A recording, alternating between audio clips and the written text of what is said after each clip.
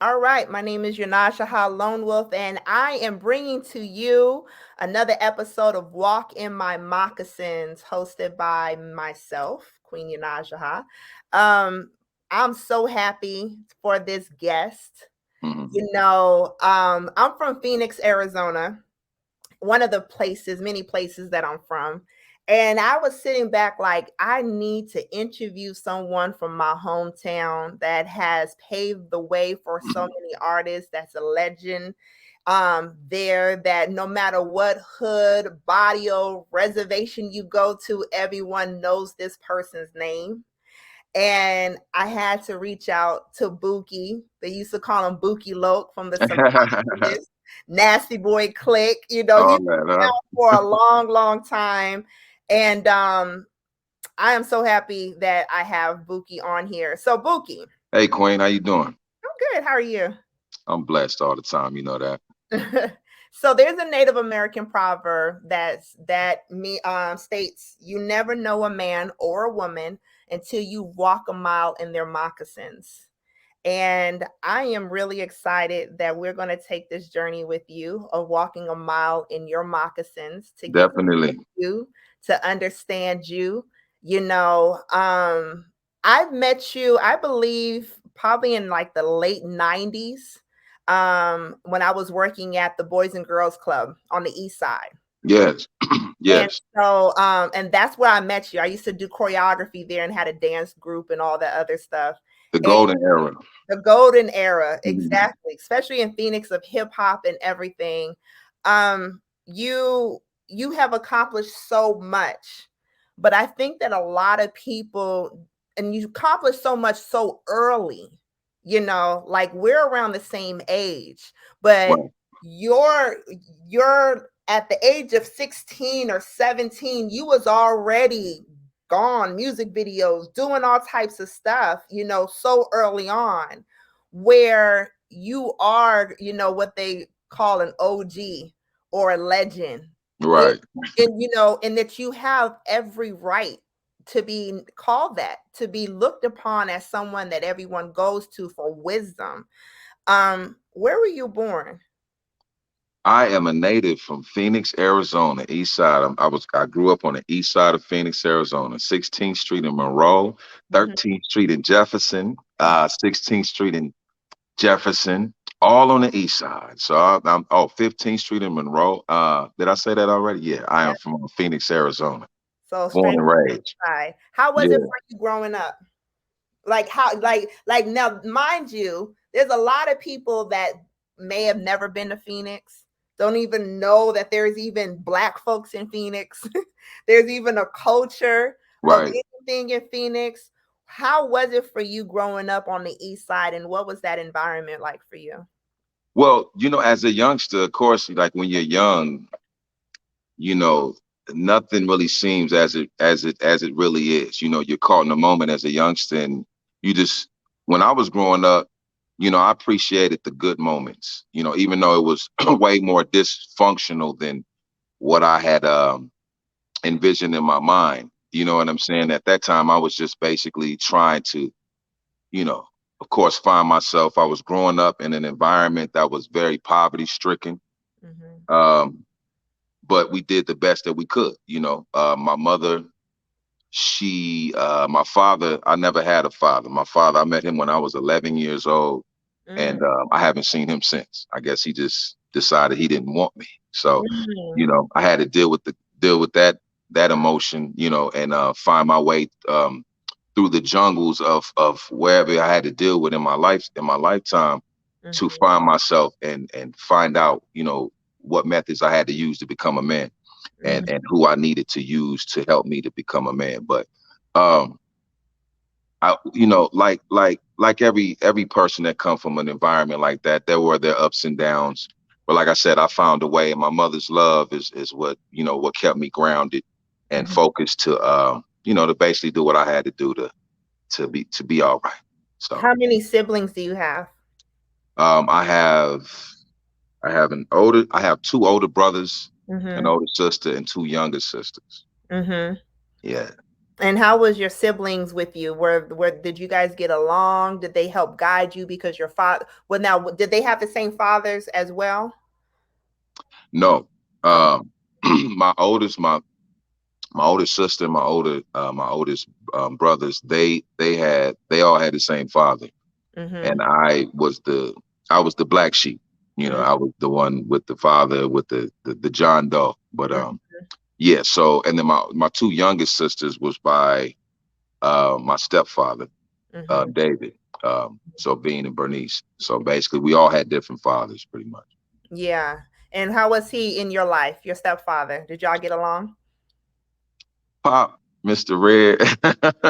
Look, I'm gonna tell you like this. I think I met him before.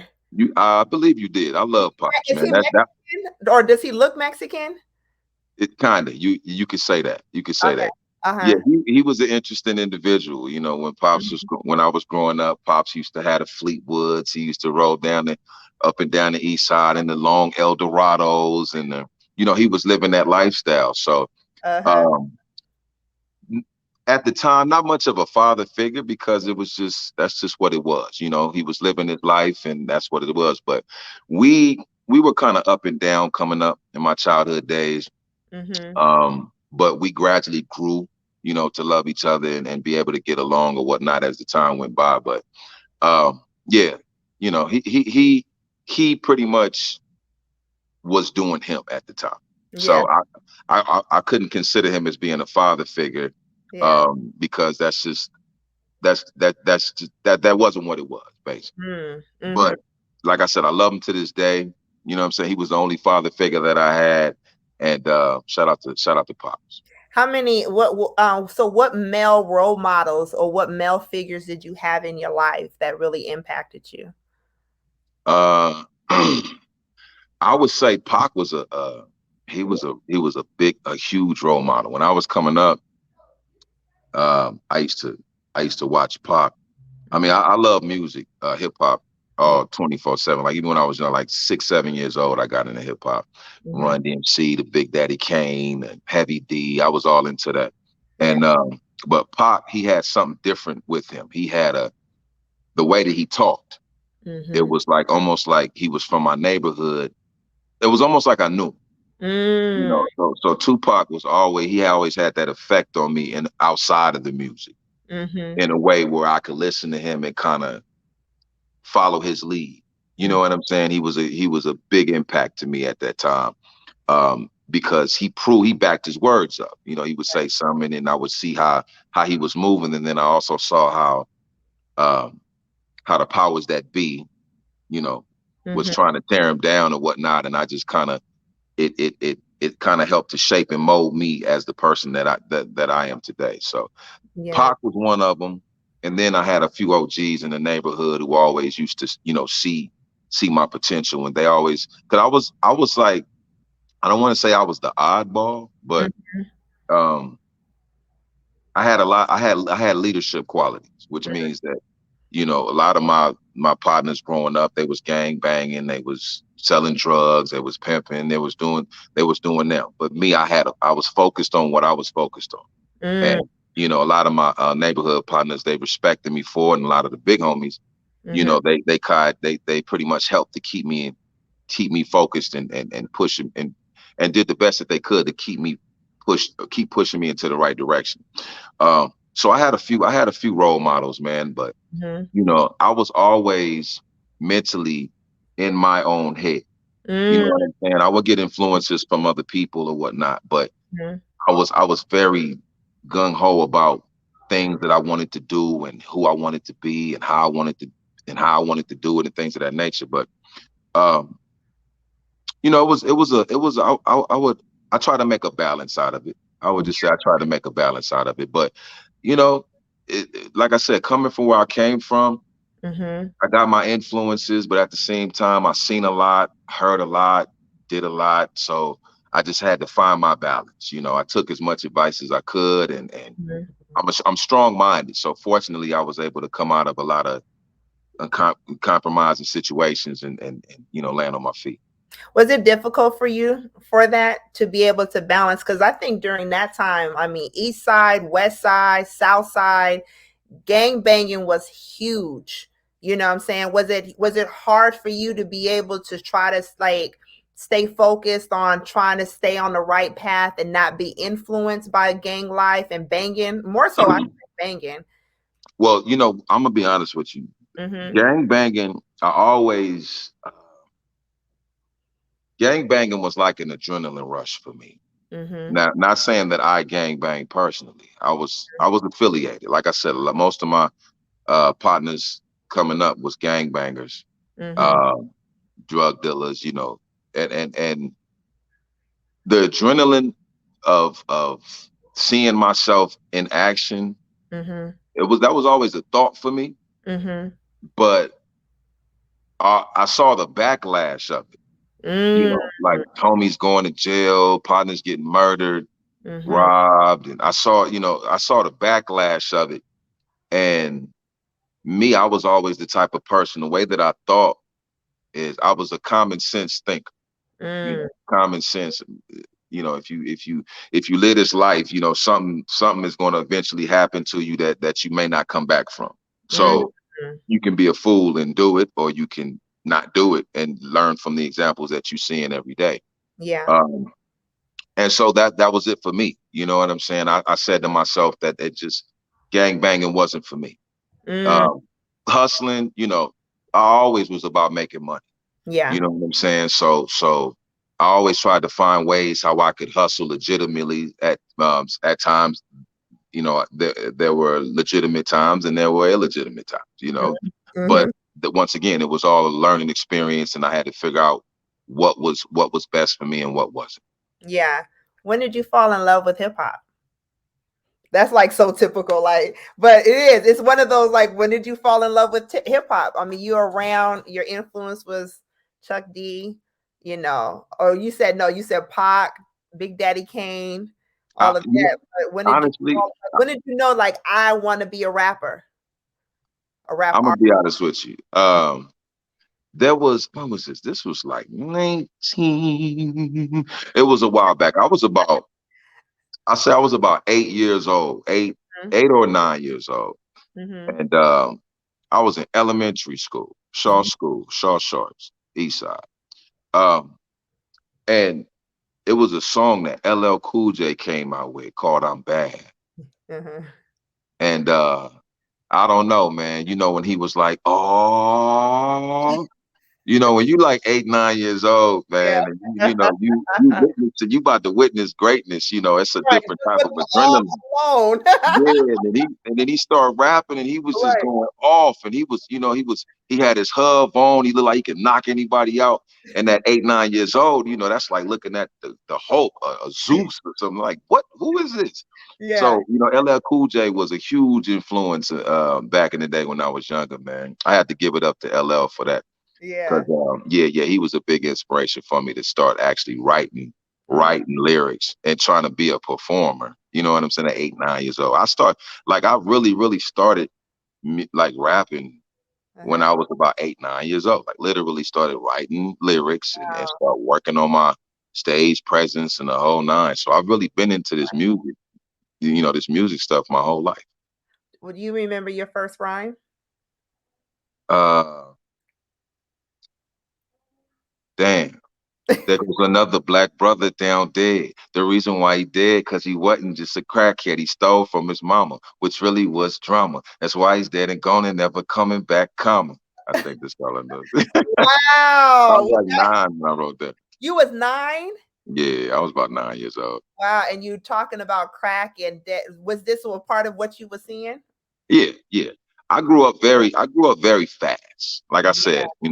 my step pops was a pimp. It was weird. I was my whole situation, I would say, was a contradiction. Like my mother, she was a Muslim, Mhm.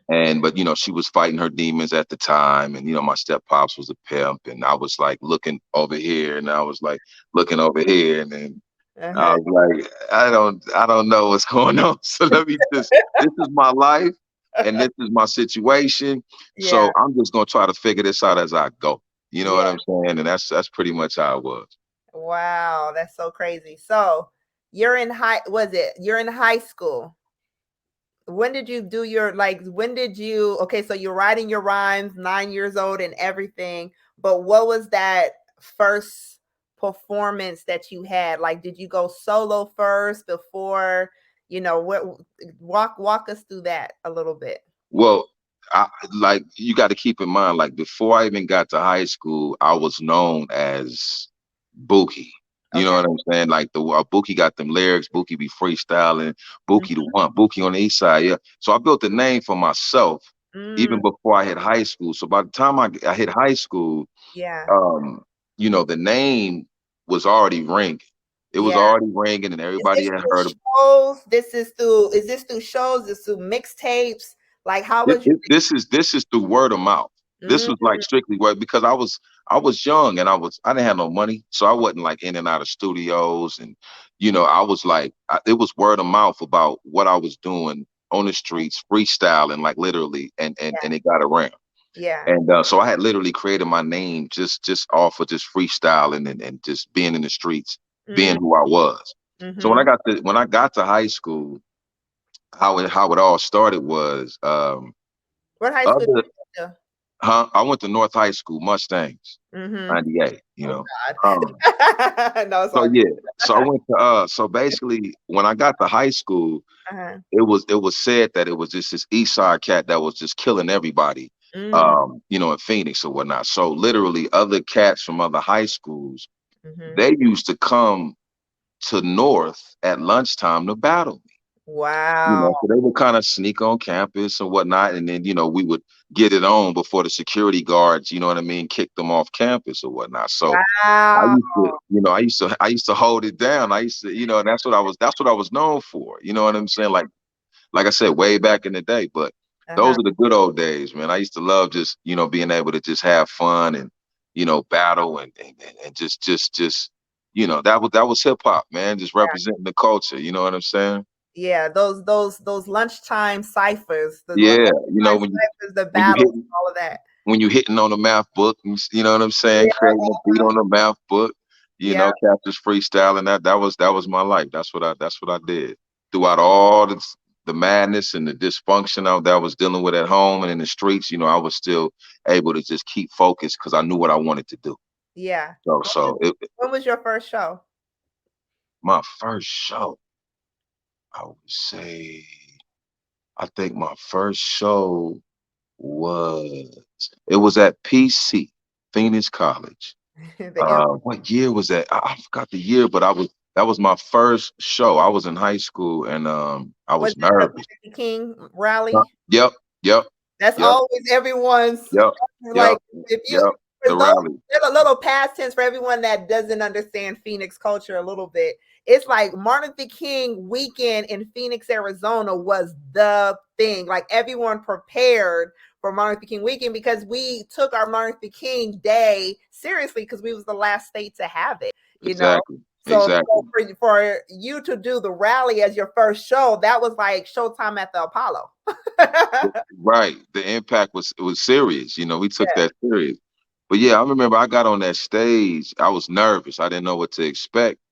And Mhm. you know how you prepare for something and you feeling yourself, you in the mirror, like I'm gonna kill this. They don't know what they got coming. Right. All that. And then it's, about 5 minutes before, I'm like, hey, the butterflies with the kicking in. But I was like, me being who I was and knowing where I came from, I Uh-huh. was like, man, if you don't shake this off and get out there and handle your business.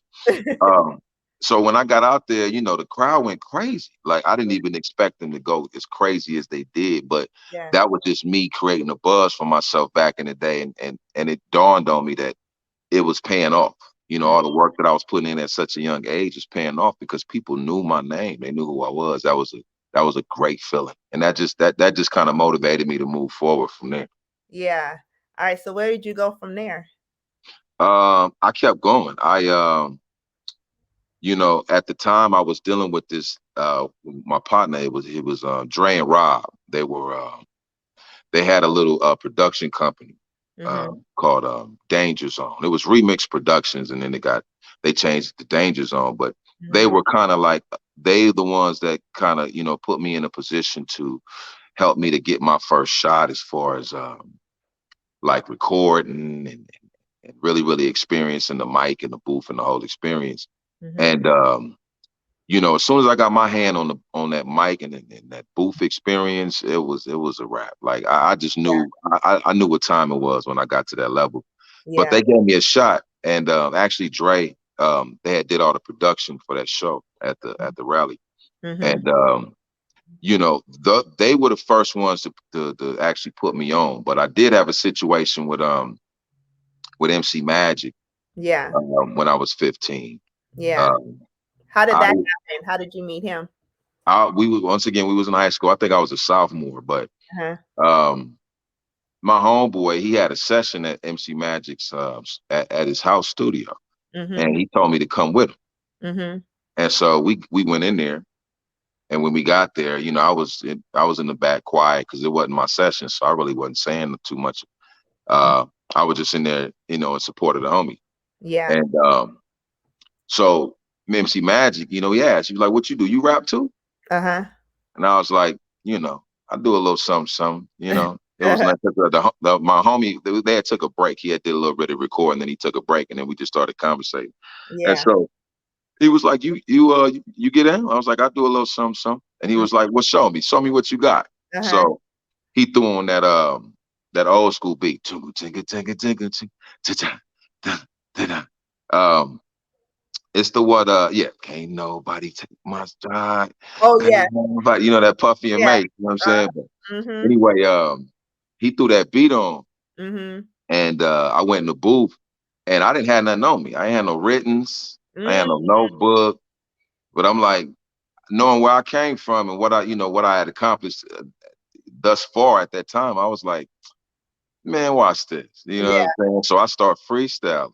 Uh-huh. And when I took off, like I freestyled for about 3 minutes straight, Wow. just going off. And then I didn't know if it was trash. I Yeah. didn't, you know, I was just going. And then Yeah. when I was done, he stopped it. And then him and the homie was just kind of sitting there like in awe, like, Wow. and Magic was like, you didn't write none of that? Uh-huh. I was like, nah, that was off the top. Yeah. Yeah. And he said, man, that's some of the like some of the dopest shit that I've ever heard in my life. And Wow. ever since then, you know, after that, you Uh-huh.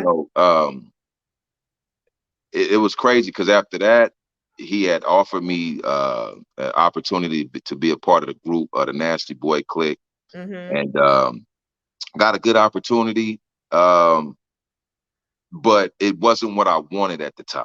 Mm. So I was 15. I had a chance to travel the world, sign my first contract at 15 Yeah. years old, probably get an advance, all that, Yeah. and I turned it down. Why? The reason why I turned it down was Yeah. because remember I told you I was like gun ho on what I wanted to do.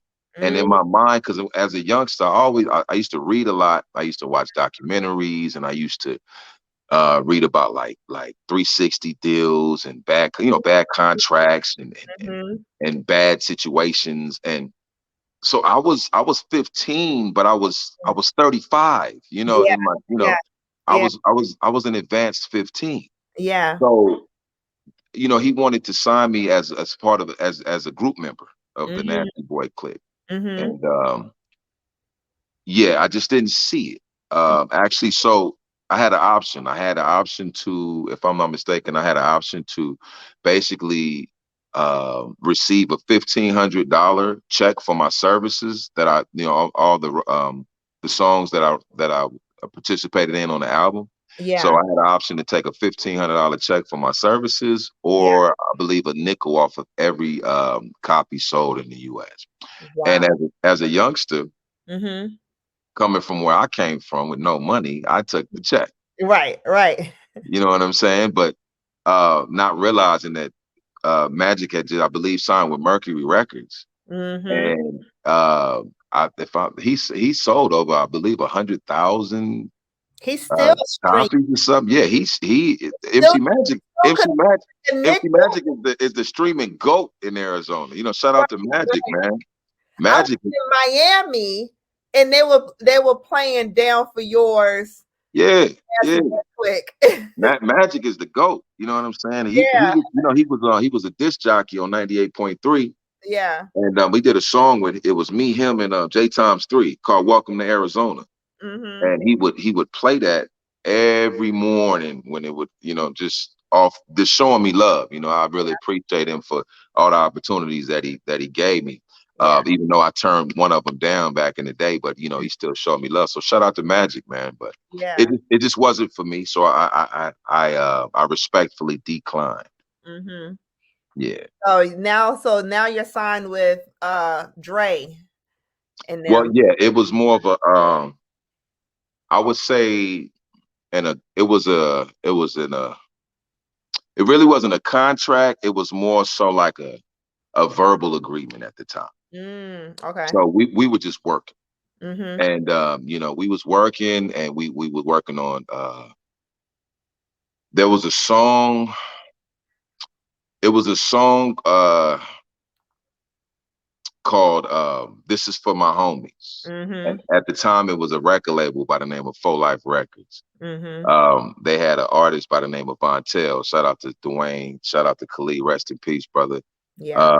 My brother. And Vontel was the artist, the primary artist on that label, and he had a song that he was working on called "This Is For The Homies." Mhm. And Rob and Dre, I believe, they produced it. They collaborated on that beat, Mhm. and I got lucky. You know what I'm saying? They wanted me. They heard my music or whatnot, and they wanted to try me out. So I Yeah. jumped on there, dropped my verse, and it was the track with Roger Troutman. Rest in peace, man, the Yeah. great.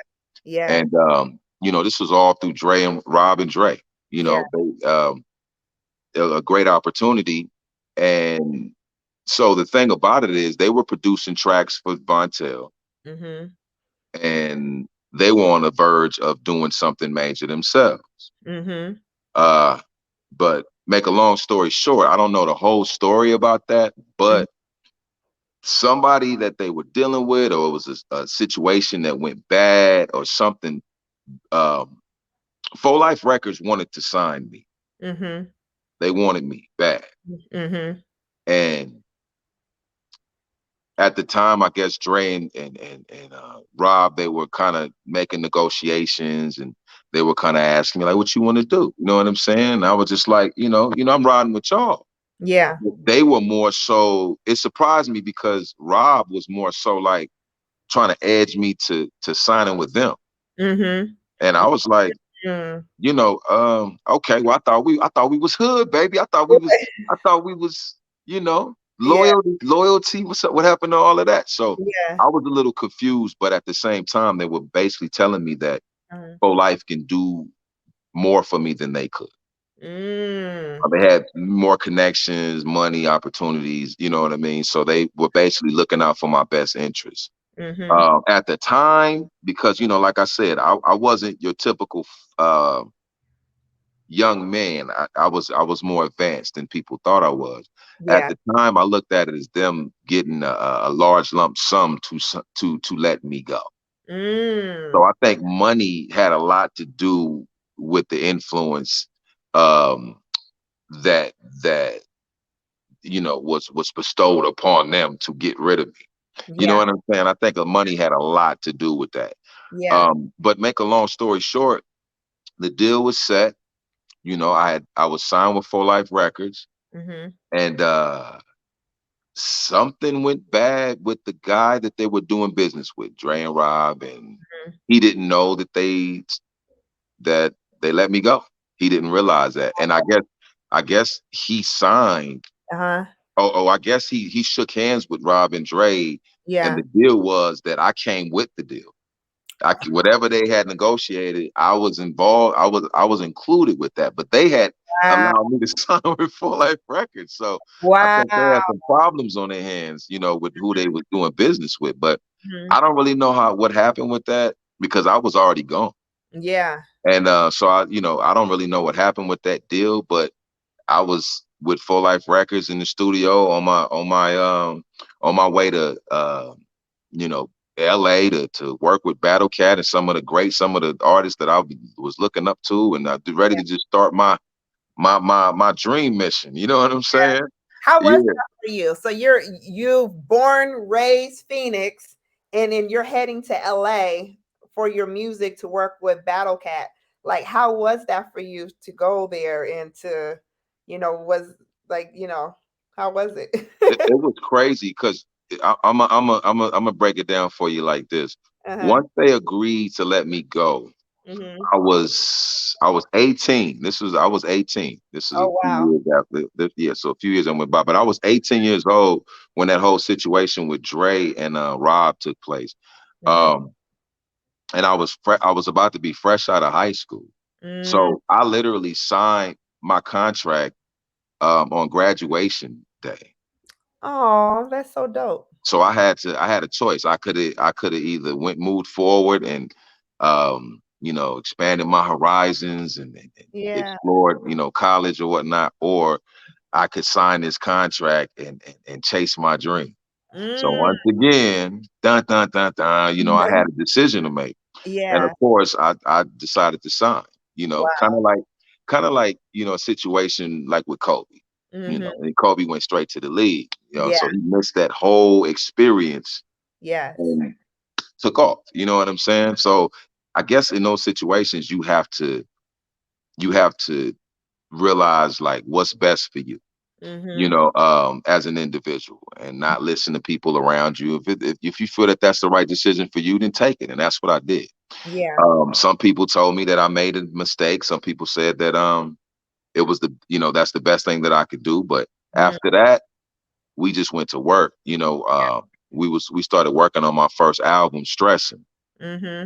And you want to talk about some legendary music being produced for that particular project, man. That was an experience. I mean, we started off recording out here. We was at iRock Studio. Shout out to iRock, Fifth Shout Coast out to Records, the iRock. whole movement. My Yeah. big brother. Yeah. We started recording out here with him. We had he produced a few songs. Music Doctor produced a couple of tracks. Hmm. Um, it's getting dark. I'm gonna turn this light on behind me real quick. Okay. One All second. right. So everyone that's tuning in, this is live, not edited. He's gonna go turn on the light because this is also video too. All right, that's better. That's better. Okay, yeah. So, that was the whole Judge me. Coca-Cola. I Say know. what? I gotta be up. That's a Coca-Cola. No, this is only once a month. Do not judge Once a me. month? Yeah. It's cool. Get Okay. it on. Get it on. It's cool. All right. Oh, so music doctor. Hmm. Yeah, so Music Doc, he was he had produced he did a Music Doctor actually shout out to the doc. He did the track that that me and E40 was on. Mm. E40 was on the Stressing album. So he produced the track that me and E40 was on. Wow. How And was it working with E40? what was that? How was it working with E40? I will say this. Uh-huh. It would have been genuinely nice to be able to collaborate with him in person, but Mm, that wasn't the move with E40. mm. E40, that was a I'll record my verse and send it to you type of move. So I was in Phoenix. I wrote the song. I finished all my parts, and then E40 sent his verse, and Okay. then basically they mixed it, and mastered it, or whatnot. But Yeah. um, yeah, but that's like to this day one of the most respected records of my career. You know what I'm Mm, saying? Try Me. So hmm. that was a dope experience right there. Yeah. On the cover of Stressin', you're holding the world and you're like holding it like it's yours. Is that a Scarface reference? The world is yours, or why did you come up with that as your album cover? Uh, the concept was it was more so of me expressing to my listeners Hmm. and my viewers where my head was at. In other words, I was very observant as a Hmm. youngster coming up.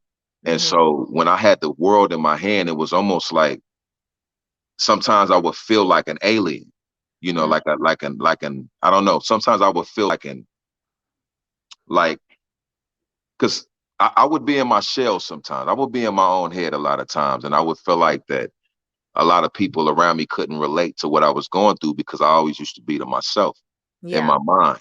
Yeah. So the world was me just kind of observing the world Mm, and as a kind of like a person that just sees something for what it is and say to itself, damn, you know what?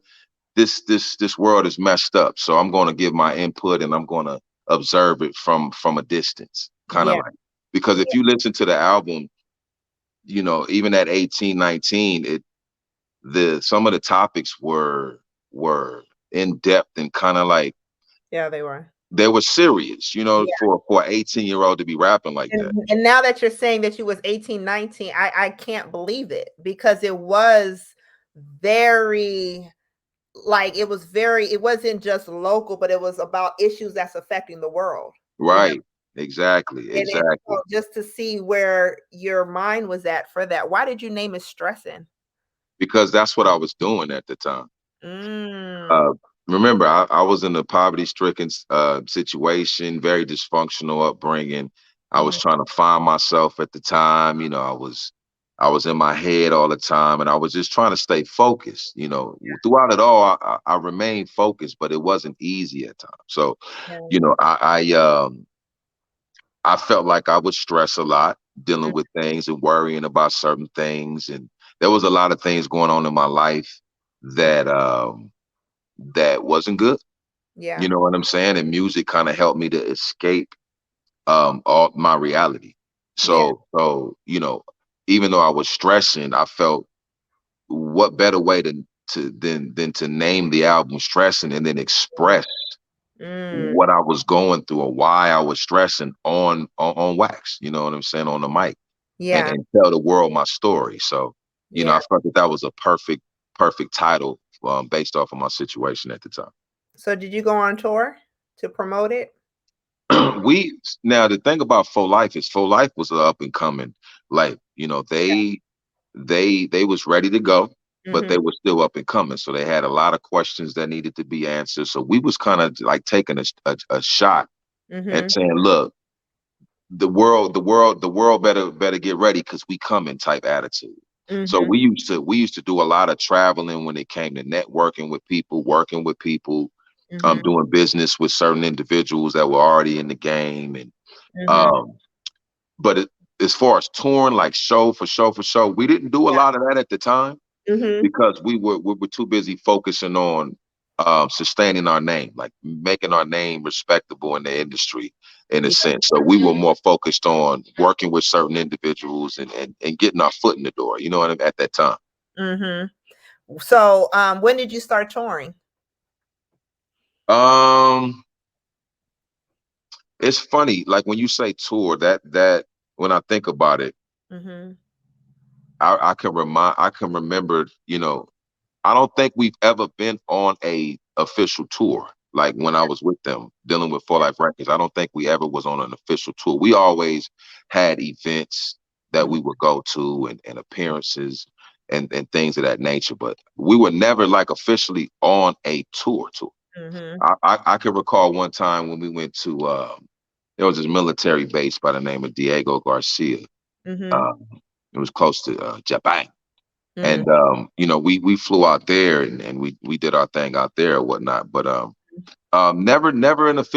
never an official tour. I don't remember ever being on an official tour. I always remember just gritting and grinding and networking and doing the show here and the show there, and that was pretty much the flow of how we moved as a unit.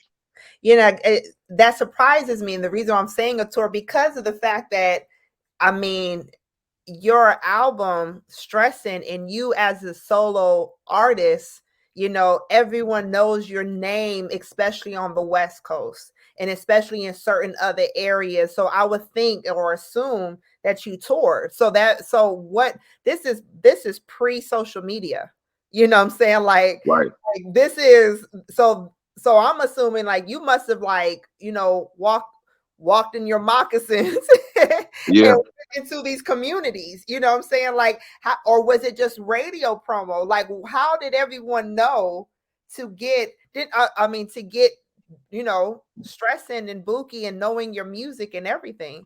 Well, For Life Records, they spent a lot of money on promotions, like marketing and promotion. When Stressing dropped, they've had a decent budget for that project. I You think I know, remember seeing it in the source. yeah, I Yeah. mean, there was billboards in California for that project. It was like it looked like a movie, rather than an album. Like, you know Yeah. what I mean? And then all of a sudden I thought it was a movie. I yeah, they did. say featuring E40, Corrupt, and this is just some young 18-year-old cat from Phoenix, Arizona. What?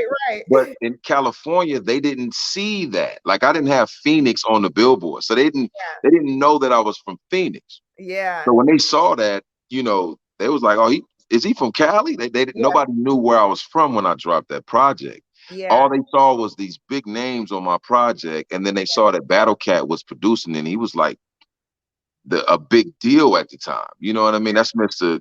Right. Eastsiders, Mr. We Can't Freak It. Yeah. If you You want to, want him. this is Yeah. Battle Cat. You know Yeah. what I mean? So those are the names that they saw, and they was just going crazy off of that alone. And then once they heard the album, Uh-huh. they realized that I could hold my own. They realized that I wasn't just all hype. Yeah. And so that buzz alone, see, even back when I was younger, Uh-huh. with this word of mouth and just that, but I had that effect on people. So Yeah. even though we wasn't touring and doing all this major stuff, I was Yeah. still ringing in people's ear. Like, people still was like, "Who is this cat? I keep hearing about it. I keep doing Yeah. this, doing that." So I was always on some underground push. Like, I was just a grinder back then. That's all. And then with the label behind me, just that double effect, it Mm-hmm. it, it caused the chain reaction. You know what I'm saying? Without us even being on a major type level like that. Yeah. All right. So you got the hype of Stressing, your first album, and I know that sophomore album had to be a lot of pressure. So what happened with the sophomore album? Never got to it. Wow. What I happened? never. What did you end Uh, up doing? I, well, at the time, For Life Records, not only when after they signed me, there were a couple of other artists that they signed. Mm-hmm. One was my brother Jabal, who I helped, assist on getting signed to that label. Mm-hmm. Um, there was also another thing too. I forgot to leave out a detail when it went Is for me. Jabari your blood brother? Yeah, we got the same weird daddy. So, That's your brother? yeah, that's my little brother. Yeah, that's I little brother. never knew that. Yeah, that's little bro. So we Oh figured that out a wow. long time ago. You know what I'm saying? Like, Oh, y'all just all of a sudden like, hey, I think we're related. no, what it was when me and bro used to talk, we used to because we're a lot alike. If you Uh-huh. ever in a room with me and bro, Uh-huh. he's like a dark skinned Buki, like, and Uh-huh. vice versa. Like, we're huge thinkers. We think Yeah. logically about things, and we're critical when it comes to certain things. So we're very similar in a Uh-huh. lot of ways. Yeah. He reads a lot. I read a lot. The whole situation. So Uh-huh. we just started picking each other's brain on the topic, and we started busting out pictures and saying, "Oh, that's my auntie. That's my auntie too. What? How was that? How was that part?" So we came to the conclusion that maybe we were related, and then we did a little more research and found out that That's we your were brother. brothers. Yeah, That's it's no problem. crazy. So you get baby bro signed to Full Life. Yeah. What I was gonna say was Problems put in Yeah. a good word for me as well. So shout out to my brother Problems, man. Yeah. Biltmore Black is what they call him now. What we all know him as Problems. Yep. Biltmore Black, shout out to Biltmore Black. He put in a good word for me to get me signed up for life. So that Uh-huh. was a huge step for me to well, actually, to put the word in their ear to even consider putting me on is something that he helped contribute to. So I appreciate him for that. Applause for that. He pitched me too. Oh, is that right? Yeah, and he wrote a rhyme for me, and it wasn't anything that Queen Yanajaha will be rapping about. Right. It was very explicit. And I Right. was like, I'm not going to Full Life and rapping this song. He's like, "Yeah, you'll be dope. The first lady of, besides the singer that you all had at the time, but he's like, you'll be the first MC of, first female rapper. You know how Probs is. He'll hype Right. you up and make you He feel going he going yeah, he gonna tell it like it is, you know what I mean? And he gonna sell you too. He gonna sell you. so he What's will up? sell you. He knows how to sell mayonnaise. I Yeah, swear, like, and exactly. I ended up, I was like, I can't rap this song to them. It was very explicit. It was very like Little Kimish. Right, right. He already had his vision for you. He Oh said, yeah, "I'm he had this vision for me. He was like, "Oh, we'll put you in something real sexy." right. That's what we gonna do." Right? Shout out to Black man, Bill Yeah, Moore, shout man. out to him, man. Yeah, I got he got a new we hot got single school out too, by the names way. for him. Huh? Yeah. What you say? No, I said, yeah, he got a hot single out too, by the way. Bill Moore's Yeah, still moving. He networking heavily right now. So man, he's shout out to Bill always Moore. been dope. He's always been dope, and he always got it. You know, he keeps that authenticity of the West Coast Yeah, feel, but everyone across boundaries and borders would listen to his music. So very creative. props shout you out to Faux Life. That's how you kind of got in. So they signed your brother. They have probs, and then what happened? Yeah, even with my Taji, brother, go at, ahead, go ahead. at, You tell the story. at the time, my brother was he was dealing with a label called Rich Rollin Mm, Records. It was a label fresh out of California, and he wanted, he wanted out of that. So we had to work some things out with Rich Rollin mhm, to be able to even get him over there. So what we were trying to do was we was trying to create a dynasty. mm, My brother had a friend that he knew named Preacher yeah, Law from the West Side. so And so, we brought Preacher along. So it was my brother, Preacher, and Probs was already with Faux Life. So we yeah, was, we was trying to create another Death Row at the yeah, time. yeah, and And y'all really wasn't killing it. yeah, and the thing about it, Probs, it's the thing with Probs though. I think he, to this day, that's my brother. I love him to death, but I think he still feel a certain type of way to this day about what I did. So this is what I did. Okay. I uh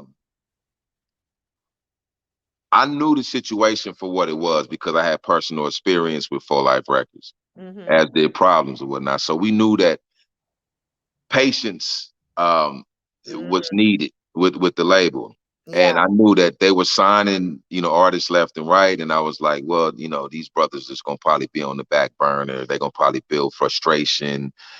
Ain't Mm, no telling, I don't know how much patience they're gonna have, but I got a great idea. mm, And my idea was to formulate a group, mm-hmm. which those of you that do know, which was the Survivors. Mm-hmm. So we, as far as the name, we all decided to come up with the name collectively as a Yeah. unit. Yeah. Um, but I brought the idea to Dwayne and Wow. explained to him why Mm-hmm. I felt that it was an important move to make, and Yeah. he agreed because he didn't want to deal with the headache of trying to uh, keep cats motivated while they trying to figure it out as a label and all of that. So we decided to come up with a group called the Survivors. Mm. And at the time, Probs he had an album that he was basically working on that he wanted to drop. I heard And it. It was so freaking dope. yeah, and what's crazy though, in my Yeah. mind, I was thinking, in my mind, Yeah. I was thinking unit. Like Mm. all of us, we can grow together since we're here now. But Yeah. in my mind, I was never thinking, damn, boo, you know, maybe you need to just push that idea to the side for now until Probs get his off, and then we can work on this later. But I Mm-hmm. just brought the idea to Dwayne. I did not think that the record label was going to push Probs project to the side to Mm. work on the group project. See, I never knew that. I Mm. was thinking that we could probably do both, but it didn't work that way. So we ended up Mm. focusing on the Survivalists primarily. Wow.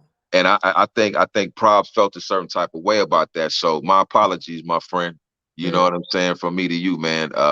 Yeah. When I think about it now, it was definitely something that I could have kind of like held on to until Mm-hmm. Bro got his shit off, and then Yeah. we could have got back to the Survivors, but it didn't work that way. But Yeah. it birthed a situation for all of us to be able to capitalize off of. So shout out to the Survivalists, man, and that whole experience, man. Those are my brothers for life. Heard that Taji was supposed to be a part of the Survivalist some type of way. Taji is a part of the Survivalist. Oh, he is a part of the Survivalist. Okay. Yeah, no, Taji is Survivalist. Okay. It's like this. Problems, his name kind of, stuck with him in the past. So Probs had a couple of things that he had to deal with. So he had to, go on vacation or whatnot. Yeah. And at the time, my attitude, because that was my homeboy first and foremost. Probs were my bro. And they didn't know Problems as much as I did. But my whole thing was nobody was replacing Problems. Because Problems had held me down and he had got me a part of the label. So my attitude was like, ain't nobody replacing my homeboy. I'm gonna have a problem with that. Yeah. And so I was very boisterous in the label. So I wasn't like a quiet, kind of nervous guy. I was a kind of no filter, I'm gonna tell it like it is type of brother when I was signing For Life. So, I spoke my mind, and it was talks of adding him to the group. And Taji was a good guy, man. To this day, Taji. Yeah. He a good brother, man. You know him. Taji a good brother. That's my cousin, basically. Yeah, he a good brother. He always been a good guy. So we was like, cool, let's roll with it. You know what I mean? So Taj joined the team, and we got to work. Yeah, and just a little background for everyone tuning in. Taji is a rap artist in Phoenix, and he's recently just on Kanye's new documentary on Netflix, and it was crazy. I was watching it yesterday. I gotta check that out. Yeah, you gotta watch it, Book. Oh my God, you gotta watch this Kanye documentary. It put another battery in my back in regards to goals in life, but Taji's in it. Wow. And during this time when he was with you all with the Survivalists, I don't know if you remember, but he was going up to New York a lot to go meet with his boy that was a producer from Chicago. No, I remember that. Yeah, I do. which was Kanye, you know what I'm saying? And so we went out there. We went out there one time. Oh, you did? Yeah, because Kanye had produced a track for us with it had Styles P from the Locks on it. Wow. Swizz Beatz had produced the track, but when we was out there, Kanye West was selling beats or whatnot, and Taj was with us or whatnot, and this is when Ye had the braces. He was real quiet in the corner, wasn't saying too much. Real antisocial type Ye, you know what I mean? So we was out there, and he sold a couple of beats to us. So yeah, definitely. So for those of y'all that think that Taj was lying about his relationship, that was official. Oh yeah, everyone's seeing it now. Yeah, they're seeing it now. So is that track on the Survivalist, the Kanye one, Make It? No, it didn't. I don't know why, but it didn't. Where is it? Y'all need to release that. It's we need to catch up with Dwayne Bowser. Dwayne, you got that record? Because you own it. So look, but yeah, it was a track. The one that did make it was a track that Swizz Beatz produced. Swizz Beatz produced it. Styles P was on it, and it was a Survivalist track. It was on the Survivalist project. Big record. Big record, man. That was a dope record. And then also Bounce, We Make You Bounce, which was the hook was written by Biltmore Black. Problems, man, and that was a major hit. That put us on the Billboard. Next to Ja Rule. Next to the Rule when he was popping. You know what I'm saying? Yeah, that was my joint. So what celebrity production on the Survivalist, celebrity collaborations? Who were those folks on there? We had let me think for a second. I know we had what was it, Cat Williams, if I'm not mistaken. I think Cat Williams is on there doing some funny skits or whatnot. Who else do we have on there? We had Christopher Williams from New Jack City. Remember Christopher Williams? Oh yeah. Oh, every woman remembers. Don't wake me. Yes. I'm dreaming. The pretty boy from New Jack. Yes. Shout out to C Dub. No, you know what I'm saying? Yeah. So we had a couple of we had a ball. You know what I mean? Yeah. We had a ball working with a lot of great entertainers, and it was just a great time for us. You know what I mean? It was a great time in music for us, man. I enjoyed. That was some of the best years of my life, honestly. Yeah. So what happened? Like any story that that you've seen on a documentary or any movie, or if you watch the Temptations or the Five Heartbeats, you Mm-hmm. know, typical little things start getting in the way of greatness and success, and you know, we were all young, you know what I mean? And there were things that were going on, and people started feeling different about certain things, and there were certain people who are more patient than others, and vice versa. Mm-hmm. And you know, make a long story short, you know what I mean? It just it ended with everybody, you know, going their separate ways because of the differences, you know what I mean? And it was no bad blood. Yeah. It was just, you know, decisions that was made based off how people were feeling at that time. We Yeah. had we had went out, and we fought for our career. You Mm-hmm. know, we were all over the globe, you know, trying to, you know, make a name for ourselves and trying to get in the game, and Mm-hmm. we were successful to a degree. You know Mm-hmm. what I'm saying? We accomplished a whole lot. We sure Yeah. did, for coming from where we came from. Mm-hmm. We put a dent in the game. You know what Yeah. I'm saying? We Nobody can take that from us. You Yeah. know, we like I said, we hit Billboard.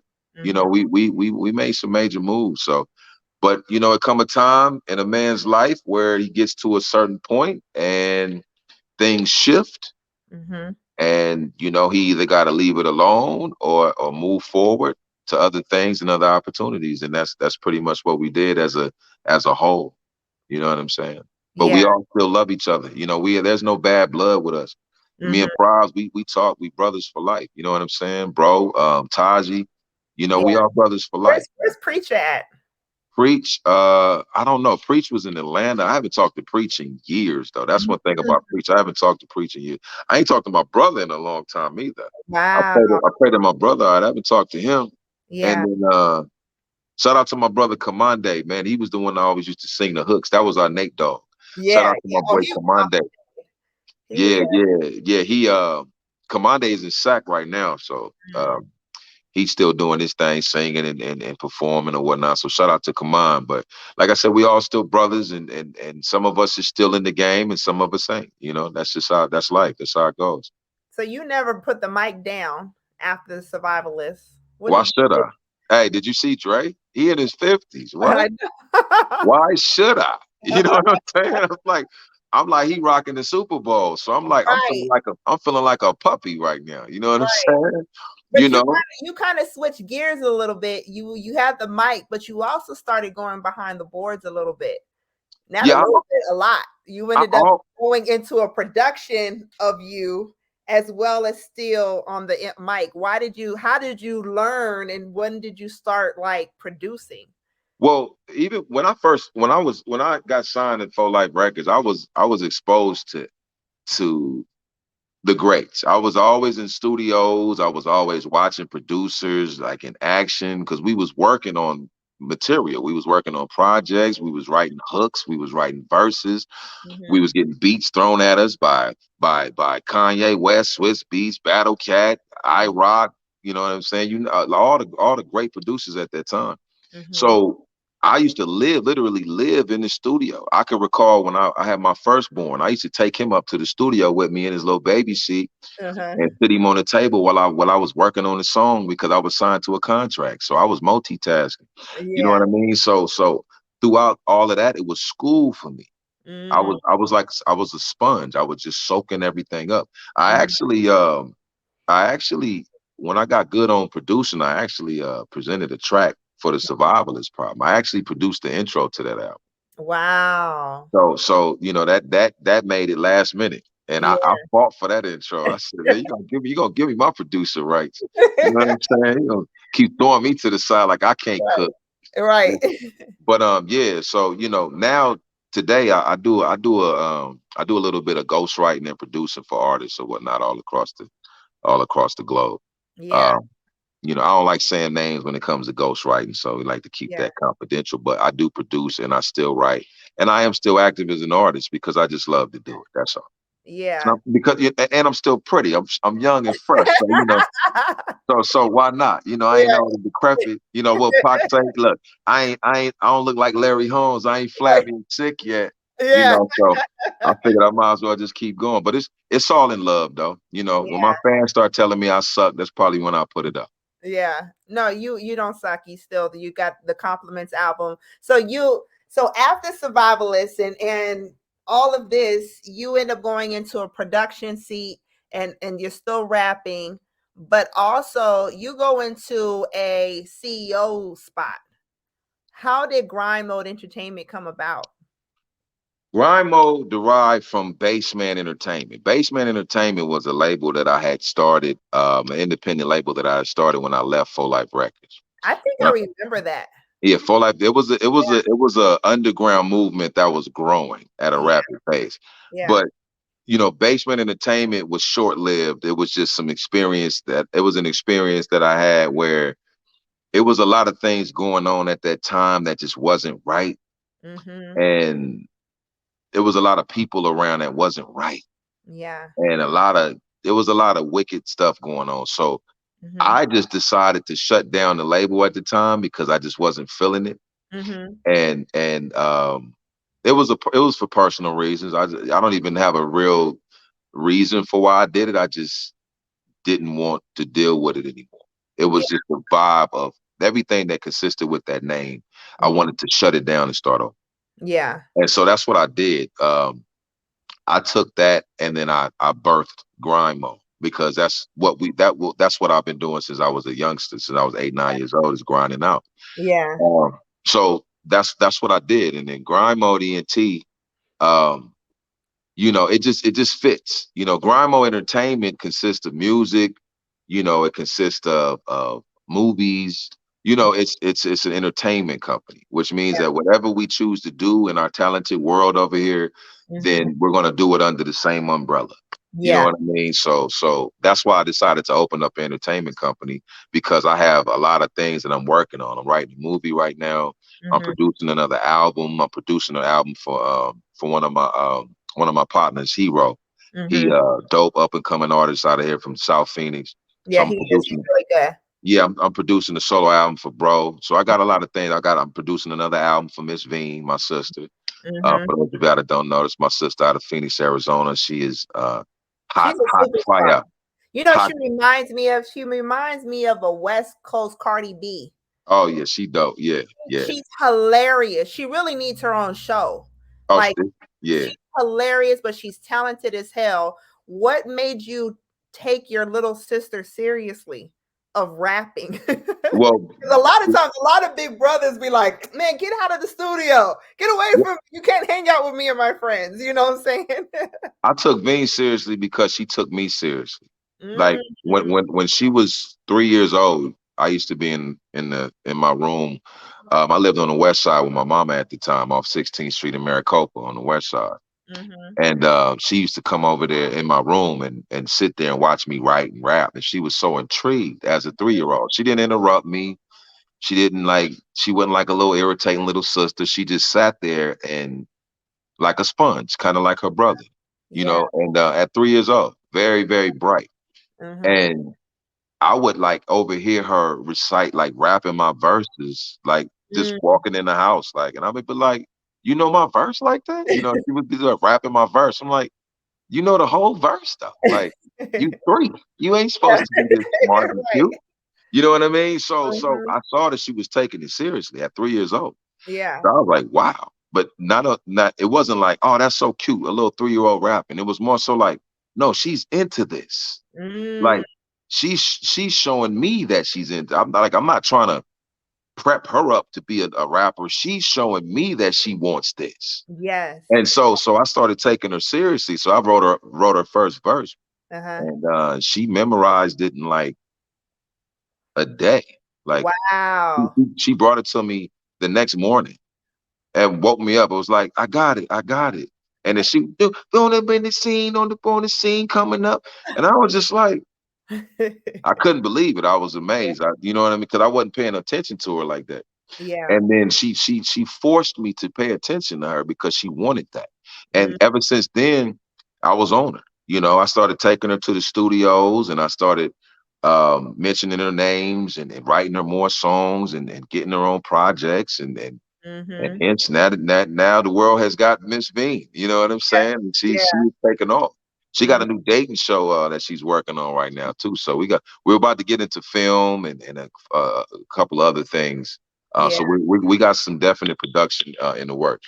Yeah, she really is a star. I mean, I before this interview, I actually went down the Buki rabbit hole on YouTube and watched all these videos. And I was watching Miss Veen, and I said, God, I swear she has that star quality. She You know, do. she really does. She's hilarious. Oh my gosh, she's so funny. And she's always on point. When that camera's on her, she's on. Like Right. she's ready to go, and she's like, and you as well have that as well. And I did notice, like, a lot of your music videos is cinematic. One of the music videos that I really liked was the one on talking about how Black Lives Matter and police brutality. you Oh know yeah. Yeah, you know what definitely. was the name of that song? What was the name of that song? I forgot the name of that damn I song. don't know. But I know our fist was up.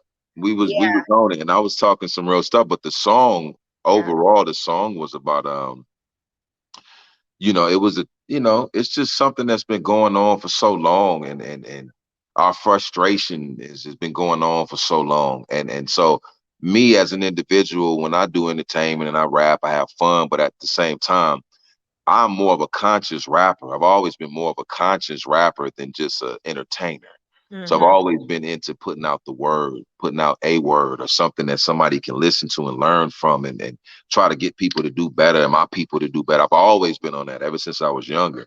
yeah, And I just felt like, it needed to be said, yeah, what was on that video with me and Hero. And it's important that we voice our opinion and speak our mind without worrying about what somebody is going to say about how we feel about something. We can't be cowards mm, walking in society. We have to be open to how we feel and what we truly believe in.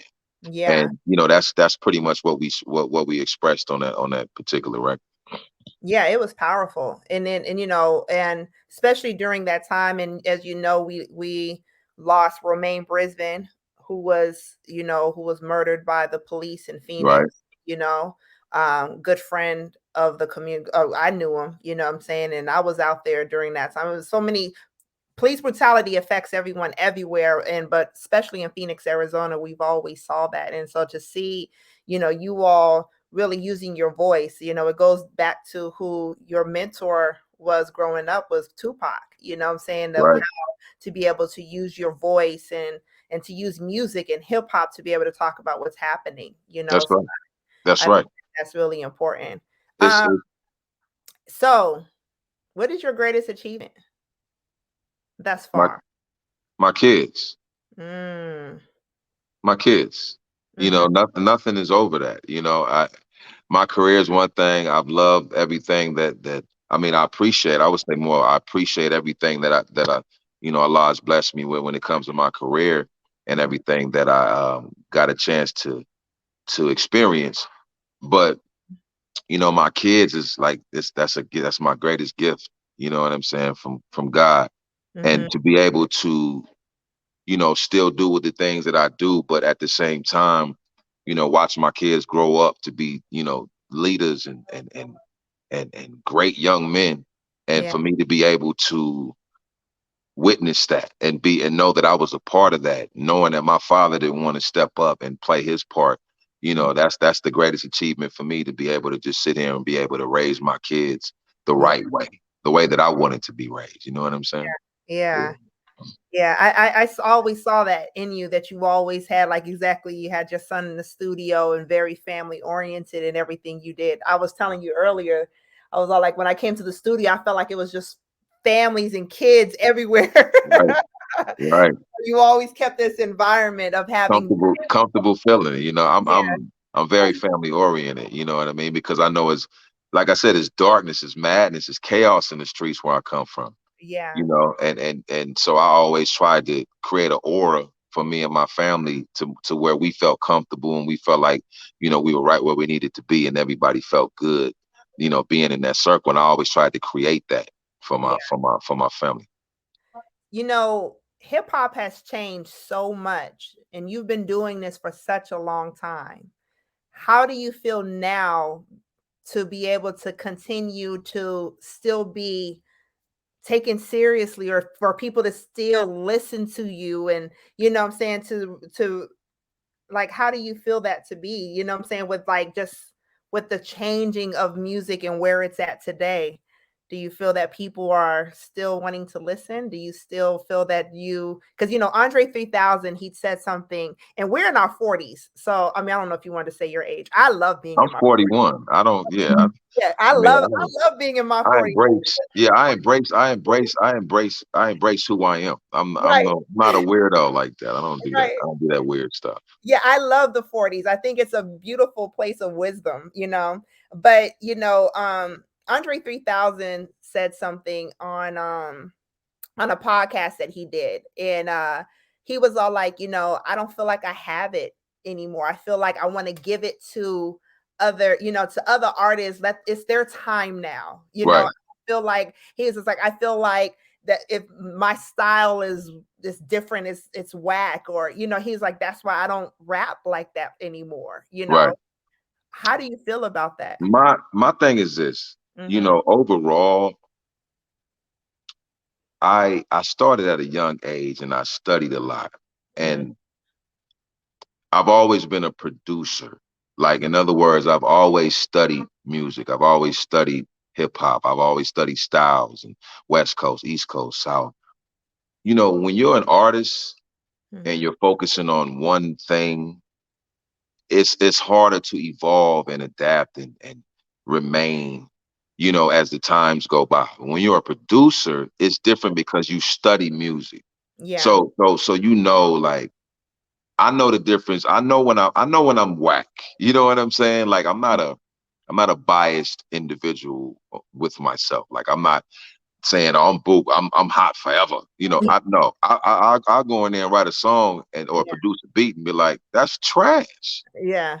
I'm deleting that. That's horrible. So Uh-huh. so I understand music in Mhm. general.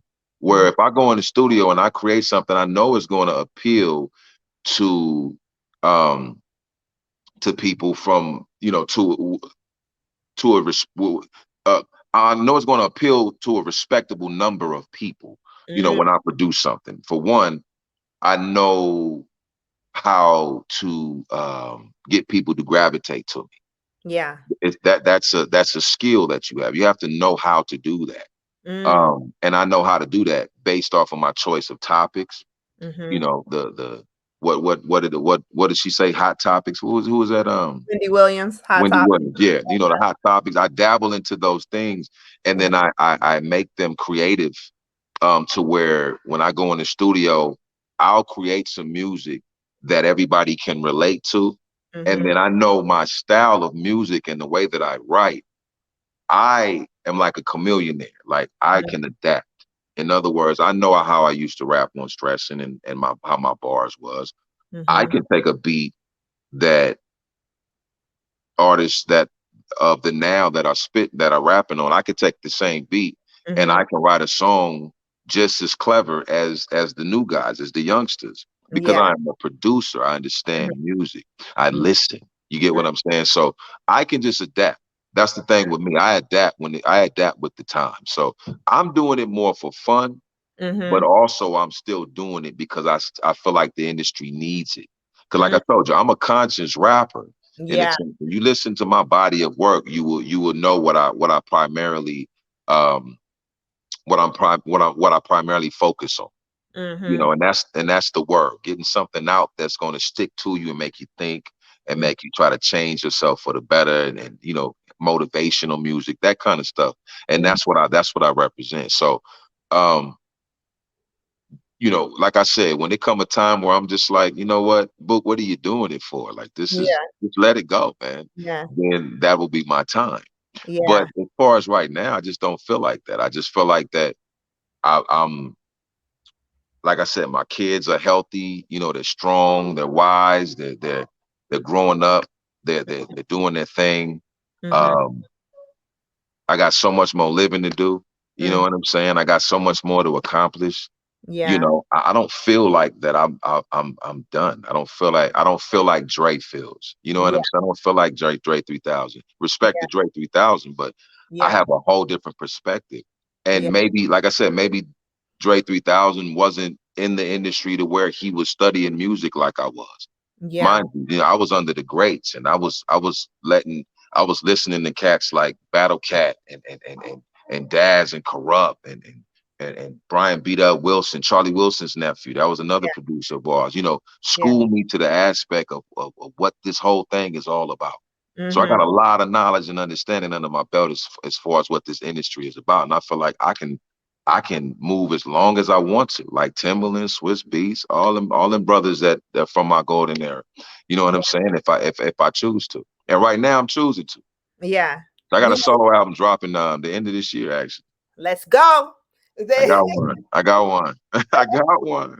You know, being from Phoenix, you know, a lot of times a lot of artists that are from their city and remain in their city, they consider to be looked at as local rappers. Right. What do you feel about that in regards to yourself? Do you put yourself in the box of a local rapper? You Never. know, Well, okay. well, you know, even if that was the case, I'll be okay with that, you know, because that's just what it is. Mm-hmm. That's the thing with me. I embrace what it is. I embrace the is. If that's what it is, then that's what it is.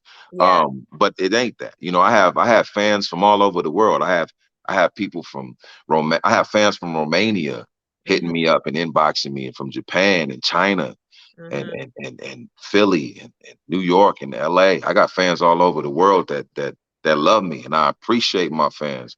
Yeah. Like how we were speaking earlier. I was like, you know, I just, the effect that I've had on people over the years is shocking to me. Mm-hmm. You know, because I've always just wanted to express myself and do what I love, and in hopes of gaining listeners and fans, and you know, but Yeah. not expecting too Yeah. much. So Yeah. when people come to me and show me, you know, what I've done in their lives, and how I affected them, Mm-hmm. it's the overwhelming feeling. You know what Yeah. I mean? So yeah, I have people all over the world that have gravitated to me. Yeah. And you know, and I'll just share this, you know, you were one of my mother's favorite artists.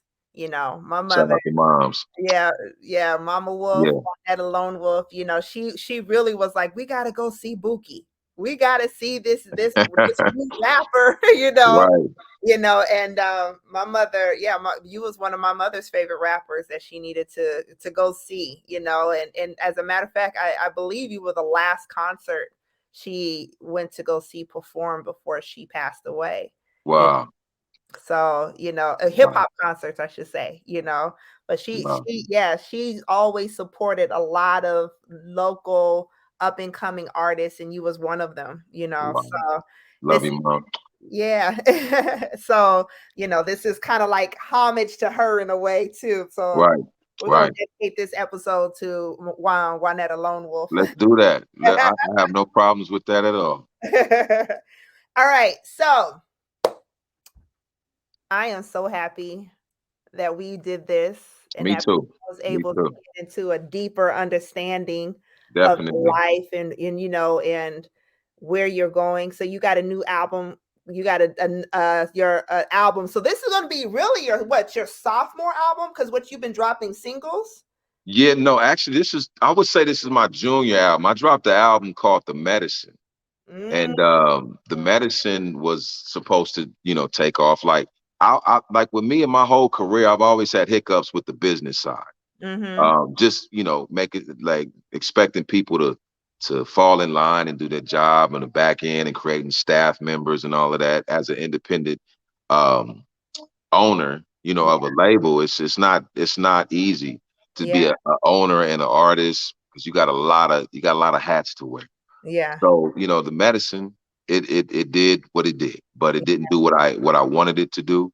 mm-hmm. But I'm in a position now to where I have a couple of people that I'm dealing with, and my situation is different. I've adjusted on the business side. So Yeah, God willing, you know, I drop this next project, you know, it does what it needs to do. You know what yeah. I'm saying? Yeah. You know, one thing that I noticed about you, and I don't know why I keep on thinking you have Native American in you. I don't know if we ever had this conversation. Do you? I'm gonna say yeah. I talked to my mom about it. Uh-huh. It's definitely in my blood, but I got to do some. I got to do a little more research on that because I know it's in my blood. Because So now that I've conversated with you for an hour and 19 minutes, I think I'm gonna have to do my research and figure you out gotta see if exactly what's we're going related on or in not. my bloodstream. You know what I'm saying? Or like, am I related to your Najaha lone wolf? Yeah, you know what I'm saying? But I know it's definitely I definitely got Indian in my family. I know a lot of black folks say that, I got but Indian in my yeah, family. I literally do. It's in the bloodstream. No, I see it in your features. That's why I always ask Yeah, that. We kind of know who our folks are and everything. So I always see it. definitely. But one thing about you is that you've always crossed barriers. Your music has crossed major barriers. You have a strong, Latino following, white following, black. I mean, there's a lot of people from all over that you're able to speak to. And how have you been able to cross those barriers and navigate through all of these various demographic of people? Well, because I'm an artist who speaks the truth. A Mm, lot of artists they come with gimmicks and things, and they get themselves in trouble once people find out who they really are.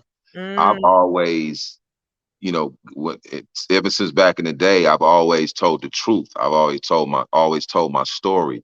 mm, I was always honest with my listeners. So mm, regardless of the color of their skin, they could always relate to my music. My fans could always relate to my music because I always told the truth. There yeah. was no facade. There was none of that. There was just Buki, Mm, and these bars and these beat, and you're gonna get this message and you're gonna enjoy this music. And that's been my career since day one. There's yeah. no lying to me. You know Yeah. what I'm saying? And that I think that's what put me in a position where I've been able to get fans from all races, from all over the world, just to be able to gravitate to me in that fashion because I tell the truth. Yeah. A lot of Yeah. artists they just I think one of the problems with artists is they're being told by others that Mhm. they have to be a certain type of way in order to make Mhm. it. Mm, And if I feel like that I would ever have to do that, then that's probably when I would throw in the towel. mm, Because I would never feel comfortable just trying to be somebody that I'm not, just to sell records and consider myself as making it. I've yeah. already made it. You know what Yeah. I'm saying? Like Yeah. God has blessed me beyond measure. I feel like I've already made it. So what there's levels to making with me. Yeah. You know what Yeah. I'm saying? I'm in my house. You see my steps in the back. You know what I'm Mhm. saying?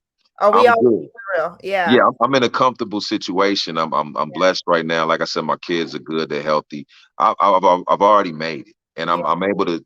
I can go up there right now and cook up another beat. I got my studio. So I'm in a position where I'm coasting right now. I'm enjoying life. Yeah. It's crazy. That's for me, that's why I pull up, I threw in the towel because I felt like I was getting to a point where everyone in the industry, when I was on tour with Wu-Tang, this was a time where Nicki Minaj was on her come up. And Right. everyone was like, Nicki Minaj is killing it, and they was all like, well, I think you need to be more like Nicki. That's Yeah. what they're looking for. You know what Yeah. I'm saying? And I was like, you know what? I'm gonna pause. I'm Got gonna you. I'm gonna throw in the towel so I could understand that in regards to it's I think it's harder for females than it is for male rappers, artists, but it's harder for females to constantly have to show. It's easier now because it's now so many female rappers, but back when I was rapping, it was like one rapper per year that Right. one female rapper per year can make it. You know what I'm saying? Right. And so and it was when I put in the tell, I met with Ninth Wonder, and Oh yeah. and he wanted me. He was like, I want you to rap, and I want to produce you. I'm looking for a female rapper, and at that time, I was like, I don't. I it's Nikki's time. I Right. don't feel like I need to be a part of it. And 3 years later, we see Rhapsody, you Got you. know? So like basically it was like, I could have been the next Rhapsody, but I made that decision because it was just harder for females. So I can understand, where that's coming from. Did Um you did you when you saw the industry, like when you experienced that, mhm. did you feel like that what you saw was something that you didn't want to be a part of, or did you just feel the way that you felt as far as what you just explained to me? Was it kind of like a combination? It was. It was, I look at I grew up in the music business in the entertainment industry, so I kind of knew how to navigate it. But Right, being an artist in it, what I saw was, especially for women in hip hop in the time that I was in, it was very misogynistic, gotcha. and it was constantly having to, White Capadonna at the time gave me Queen Yanajaha, just so when I'm coming into these spaces that it was automatically Queen. You know what I'm saying? No second guessing or anything. Growing up, everyone used to call me Yo Yo. And like my mother was like, "You're not a toy anymore. You're Right, not well, first off, you're not a toy, period, not anymore." But right, she was like, "You're not a toy. And that's not your nickname anymore. You're your Najaha. And you need right. to demand people to say your name." And then when I met Capadonna, he was like, "You're queen. You're Najaha." Like he said, Gotcha. "You need to bring queenness back into hip hop, like Queen Latifah." So so I had to come in to demand my respect. I did.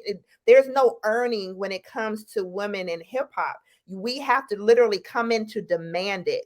Right, In a male controlled and owned industry. You know what I'm saying? And I think for me, what I saw was like it was the devil's playground.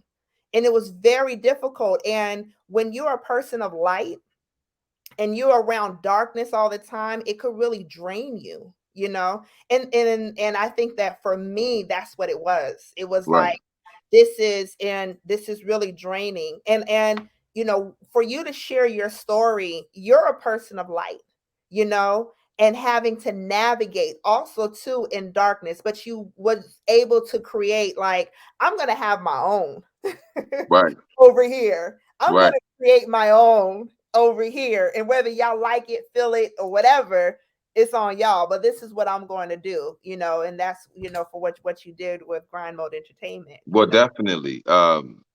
Queen, I've had a couple of offers. I've had a couple of labels offer me deals and little distribution. I've had some opportunities that I shut down Yeah. because it got to the point to where I agree with you. Like Mhm. I've saw the industry. I've been around millionaires. I've seen what the industry is all about, and it Yeah. is ugly. It is dark. It is demonic. It's all of those things. Yeah. So with me playing, you know, playing my position, I always said to myself that I was gonna have to play it my way or Mm, not at all. You know yeah. what I'm saying? Especially after the whole full life situation. Hmm. And that's pretty much how I do it. So like when people say, yeah, man, you should have made it. You should have did this and should have did that. Their perspective of making it is what every typical um person that has an opinion about the industry. They got the same perspective. Making it is the bright lights and all the women and you know what I'm saying? Yeah. The dollars and the money, that's making it to them. That's Yeah. not making it for me. You Mm, know, I never cared about that shit. I never did. I was more so I was always like saying to myself, I would appreciate just being able to get my music out to the world the way they hear it and appreciate it. yeah. And that would be enough for me. Yeah. As long as I can make a living and take care of myself and take care of my family financially, I don't gotta make it in the same perspective as people, think that oh well, what people consider as making it in the industry. I don't have to accomplish that, and I'll be okay with that Yeah. because I know what the industry is all about. See, Yeah. a lot of people don't. They just they're disillusioned. They see what's on TV and the videos, and in their mind, it's like, that's it. I want that. So they're Yeah. caught up, they're sucked into the illusion. But Yeah. have you ever seen The Matrix? Have you ever seen The Matrix? Remember I'm a when, Matrix fan, hey, fanatic. do you remember when Neo and Morpheus was conversating and they were on above, they were like in like this downtown area and Hmm. they were talking and Morpheus was explaining to him what the Matrix was. And remember when they went underground Hmm. and he showed them what the world really looked like? Yeah. See, that's the industry. You know what I'm saying? Like that's a good example of how the industry really looks. It's ugly, it's dark, it's demonic, it's deceiving. It's all of these negative things that Yeah. people think is so beautiful, you know, because of what they're seeing on the outside. Yeah. And that's something that I don't want no parts of. Mm. So my comfortability comes from understanding what the industry really looks like and Mm. accepting where I'm at. I don't Yeah. have to be in this position. If I could have sold my soul. I could have did a whole bunch of other things a long time ago, Mm-hmm. but it just wasn't for me. You Yeah. get what I'm saying? Yeah. And you know, like I said, it is what it is. Like I told you, I've always been a hustler. You know, I don't brag or boast. You know, I do what Mhm. I do. I gotta. You know, we representing over here. You Yeah. feel me? Yeah. This is this. GME. For those Hey, that's not watching, he's showing up to the screen a GME chain. this that solid gold, baby. You know, we Yeah. talking ounces. This all ounces. But I Yeah. say that to say this. It's not about this. You Mm-hmm. know, if people thinking, oh, Buki ain't make it, and what is Buki doing? Is he okay? And I've been fine. I've been fine. You know what Yeah. I'm saying? But like I Yeah. said, this is not making it to me. This is a Yeah. gesture of my business. I got this made because it represents my company. I Mm. didn't get it made because it makes me look good. It made me look like I'm flashing. No, it represents my company, so it's an investment, which Yeah. means that if you have an entity or organization, you have to polish your organization. You have to fertilize your organization, That's and right. that's what we doing over here. But this is wholesome over here. This is a family owned business. You feel me? Yeah. And you know that's what we doing right now. I'm gonna end it on that because that was a lot right there that I think that people should end on that jewel and take that in, breathe it, inhale it, swallow it, All whatever, that. and live with You it. want the blue pill or the Or the red pill. You gave us both right now. Those play. Straight up. Hey, I love you. I love you to death, man. I appreciate you for having me, you know Thank what I'm saying, on your cast and whatnot. And you know, I'm proud of you. You know, you're doing your thing. You've been doing your thing. You look beautiful. You're glowing.